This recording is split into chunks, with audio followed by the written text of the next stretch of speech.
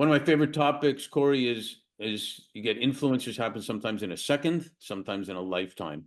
Can you share two or three? I know there's a lot probably, but can you share two or three people that have been influential in your life?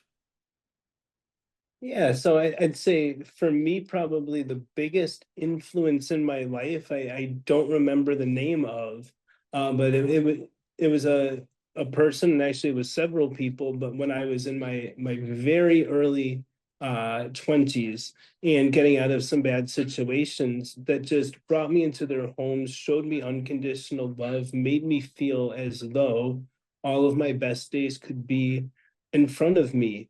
And in that same time frame and in that same community, I had a number of people that were paid in an organization, but that beat me bloody and stomped me and right all of these things, and I'm so grateful to them as well. I was, probably 21 or 22 years old, and I needed my butt kicked. And so I'm very grateful to all of them. There was a therapist that was involved in all of that. And again, this is 2002, as a matter of fact, 2001.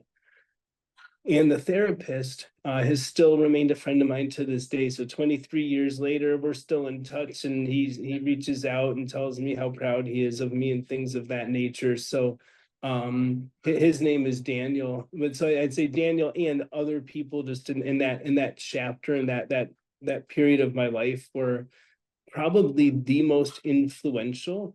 And then the other person, and this will sound cavalier, although hopefully most men would say the same. But for me, if I had to name a biggest influence in my life, it would be my father, Andrew Warfield. And it's sometimes you take your fathers for granted when they're here, and but especially reflecting back and reading memoirs and understanding the times in my life where had it not been for him, my outcome would have been very different. He's certainly remains, from the other side, the biggest influence in my life.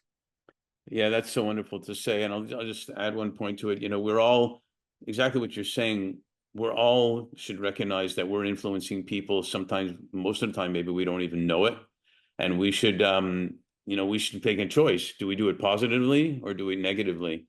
And you can learn from both, but I think it's a good idea to maybe lean towards the positive when we're influencing people.